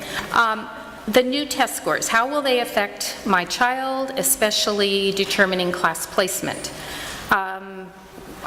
We don't really use test scores that much. We use writing samples in English. Math, there are placement tests we use for students who are new to the district, but we generally rely on the prerequisites coming from middle school to high school, going from algebra to geometry, geometry to second-year algebra. I don't think that shift is going to be very significant, at least in our case at the high school. We do look at test scores, but as a last factor. We want to see what the student does. That's really important to know. What a child accomplishes over a year with assignments and homeworks and class participations, those are all far more telling of the student's ability to go on than a single test score that was taken on one day. Okay. Since the Common Core testing is changing, are GREs and other similar tests changing their formats? Actually, the GRE is already like the new Common Core format. If you've taken that, and I don't know how long this has been, but since I'm old and it was that way when I took it, they do adjust. It adapts. Like, I'm not proud of this, but I can't even tell you how many times that stupid test came back to me trying to determine the volume of a cylinder. Let's leave it at that. But that's true. It's an adaptive test. So it's a good thing I didn't become an engineer, right? Yes, it is. Right. That's a true story. But I did very well in the other parts. Okay. If the testing is done on iPads, will there be attachment keyboards or just clicking on a window and answering questions? We are not going to iPads at the high school. We tried that. Little fingers may be better, but, right, Stephen, we're going to try something else. Desktops were most effective. iPads were a disaster for the high school kids. Liz, your kids were fine with. They loved them. And Colleen, yeah. And they have keyboards that are attached to the iPads. And they did have keyboards. And we got the real good ones with a tactile response and beautiful headphones, okay? Got like beats going on? We got them the good stuff. We're going to try the Chromebooks for our pilot this year and see if those work better. But boy, the iPads at the high school, bad news. That did not work. So we'll give it a try on the Chromepads. You know, it's a good thing we have a few years to get this testing sorted out. It is interesting because we also found, I heard that, I think Dr. McGuigan, you mentioned kids do better in the lab, and yet I think we found at the elementary a lot of our students did better in the classroom environment because the iPads were in there. So I think we're finding a really different experience as the digital natives continue to progress. When we have so many students that are from 2 years old playing on the iPhone, they just have different experiences and comfort level. That's why we did the pilot testing, and we learned a lot.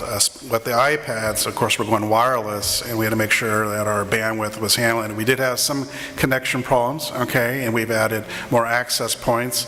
So we're going to, in the field test, continue to do the iPads, and we're planning to buy more Chromebooks, which look very similar to laptops. So, you know, this is basically a process in trying to assess, you know, where our students are really comfortable with. And as I mentioned earlier in the evening, our elementary school kids, they're so much more comfortable with the iPads and touch screens. But you have to know how to manipulate the tools on the test, and so involves the training of our students.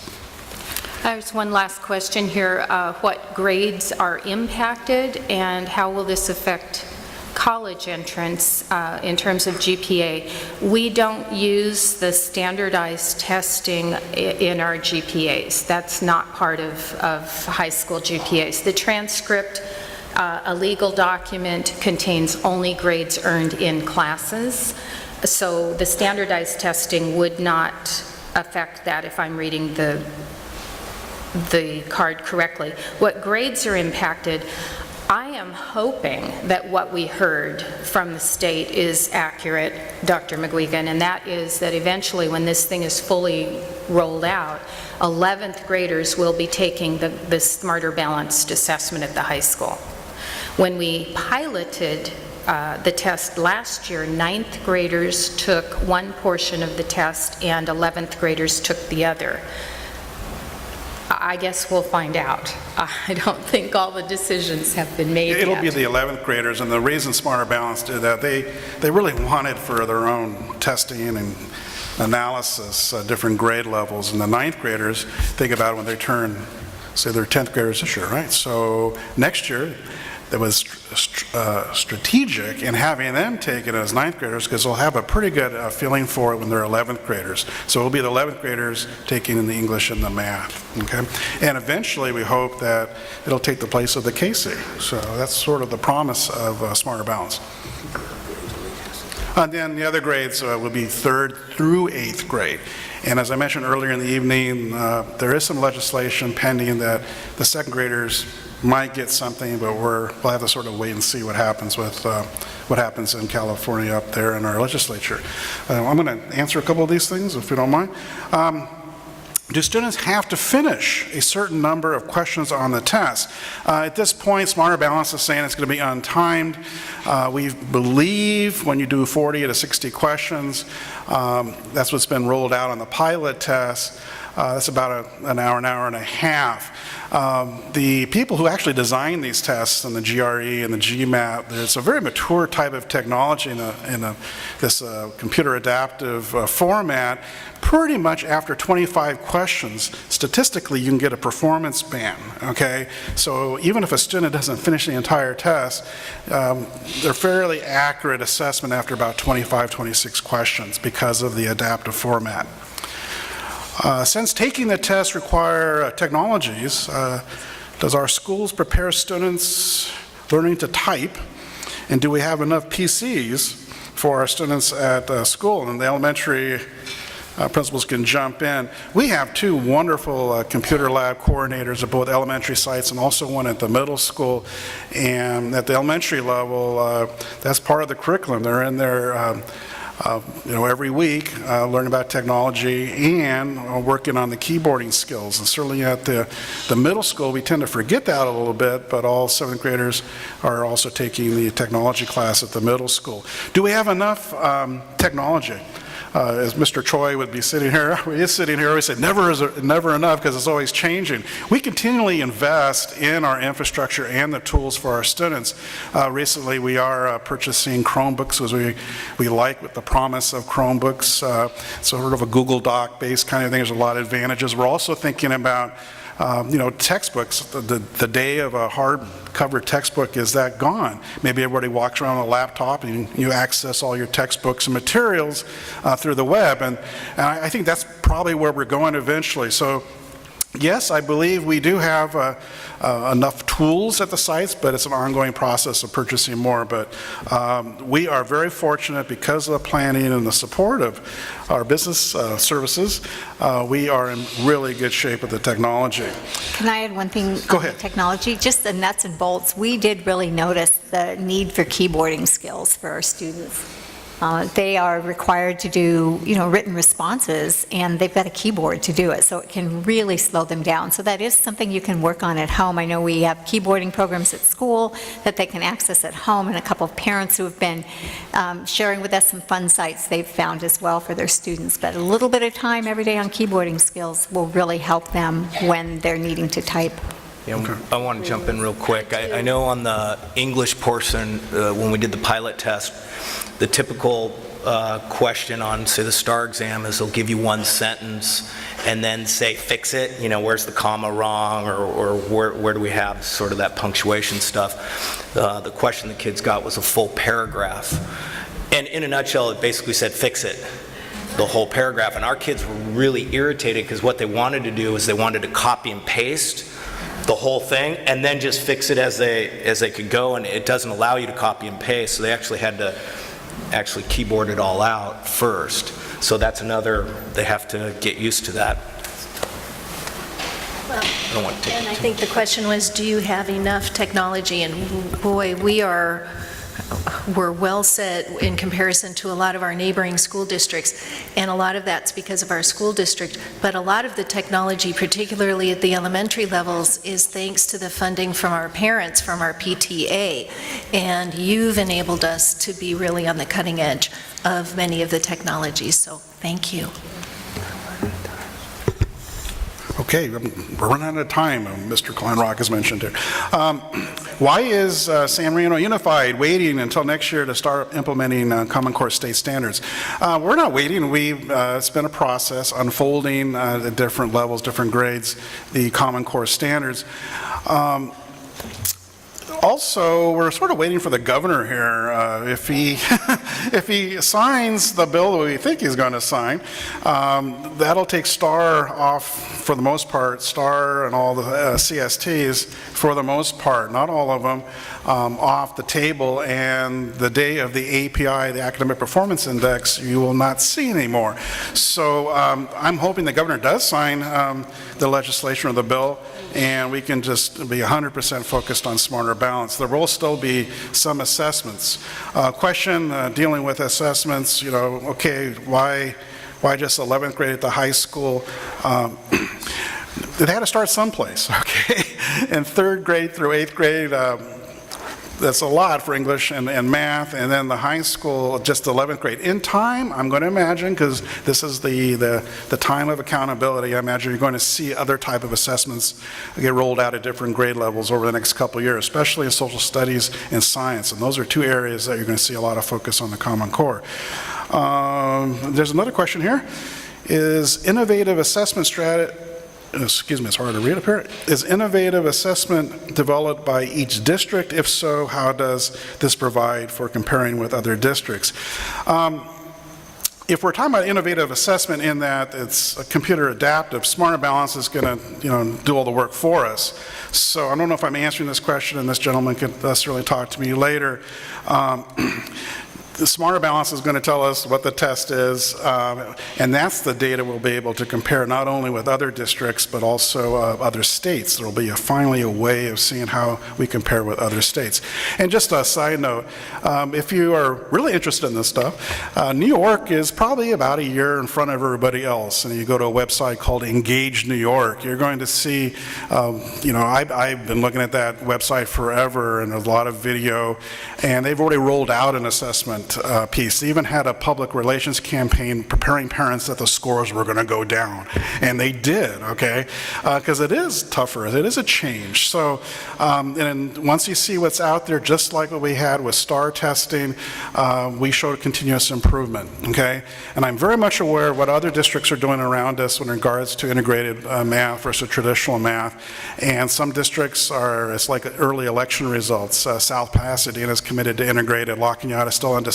Arcadia is undecided. So that's something we really are going to be looking at and making some decisions this year with the new math adoption coming out. Okay. We're going to have to wrap it up, and remember that if you didn't get a question answered, think of one. If you leave an email address, we'll get them back to you. But I got a couple I've been hanging on to. How will each site principal ensure teachers are using integrated teaching and are proficient at it? I think is the way it reads. Observation question mark, accountability question mark. Well, the answer is yes. That's the way teachers are observed and evaluated now. Principals being in the classroom is the essential part of our coaching process, if you will, and lead to the basis of the evaluation. And in terms of accountability, there are specific things that teachers set as goals, administrators set as goals for them. We look at data at the end of the year. Test scores are analyzed. Again, we're not sure exactly what that will look like moving forward, but certainly there's discussion discussion among teachers themselves, within departments, within grade levels, where the strengths are, where the areas of needed growth are. It's my job to make sure that principals do a strong job in their observation and evaluation. One of the things that they have to do throughout the year and at the end of the year is provide me with samples of their write-ups so that I can see what kinds of things they're addressing. And we're also working, this is hopefully the culmination year of bringing administrators together so we're all more on the same page of when we walk into a classroom, what we're looking for in terms of instructional strategies, what we assess as exemplary or okay, or that really needs to be done better. So we're working on that, and we will all be on the same page. The last one we'll answer for now, I think, is a great question. All of them were good questions, but this one is a critical thinking type question. What studies or research has been done to prove a change in the curriculum improves learning? A question we should all be asking, I think. And the answer is, it's based on, as we as a country looking at our scores on international studies, see how our kids do compared to how kids in other countries do. Now, we know that there's a lot of variables involved there. On a high school level, for example, in some countries, not every kid is supposed to be going on to even high school, much less college, and some of those countries just put kids on tracks, and so kids aren't getting tested if they're not strong enough in certain areas. But even in K-8 studies, where pretty much in most places kids are learning, our kids are not where we want them to be in this country as measured by those steps. So there is an assumption, and that assumption is if we model our curriculum based on what other more successful, if you will, countries are doing, we'll start to get better results on those kinds of things that pay off in the 21st century. Will we be able to ferret out all of the variables that might go into that? No. Do we know for sure that our kids' performance is going to improve? No. But that same thing could have been said when the state standards were introduced to California all those years ago. And in fact, then we knew it was going to dumb down our curriculum. We are not expecting Common Core to dumb down our curriculum. We expect it to move us forward. And again, as you've heard throughout the night, we're really confident that our kids are a leg up. The state and federal governments have been working for quite some time now to close what they call the achievement gap between kids that are coming from disadvantaged backgrounds and kids that aren't. My personal opinion is that this testing is going to explode the achievement gap. If you don't have kids reading proficiently, pretty hard to ask them to generalize, draw inferences, and think critically about the reading that they're doing. If you have kids that don't have computers at home and they don't have keyboarding skills, it's going to take them days to try to get through a test. There's a whole different learning skill set there. So, as you heard, we think we're as well prepared as anybody for this shift. But nonetheless, I can't tell you there's 100% solid evidence that it's going to bring about the learning change that we think should be brought about. We'll find out. Okay, I want to thank, first of all of the administrators. Believe it or not, this is something we have never done, to my knowledge, in this district. I've been here a lot of years, and that's administrators getting together for this kind of a common purpose to present to the community. And it was very, for me, a fun and interesting experience as we got together, and kind of related to the question about our teachers able to do, our administrators able to do the observation job that they need to do. You may not be aware of this, but I'm telling you, you have a set of administrators that is very, very strong instructionally. I'm not saying all of you are going to like everything we all do and every way we do it, but I think you'd be hard-pressed instructionally to find a stronger set of administrators in any school district. So with that vote of confidence.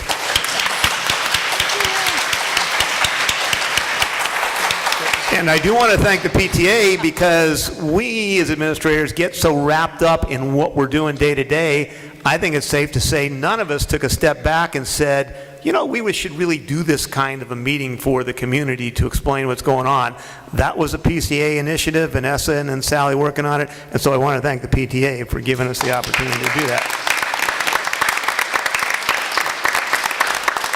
couple of other thank yous that we need to do is, Mr. B, thank you so much for bringing your crew out, and they are videotaping it. And so if friends or spouses did not make it this evening, we are going to try to put it on the website so that you can see it or you can share it with other people so you don't have the parking lot talk.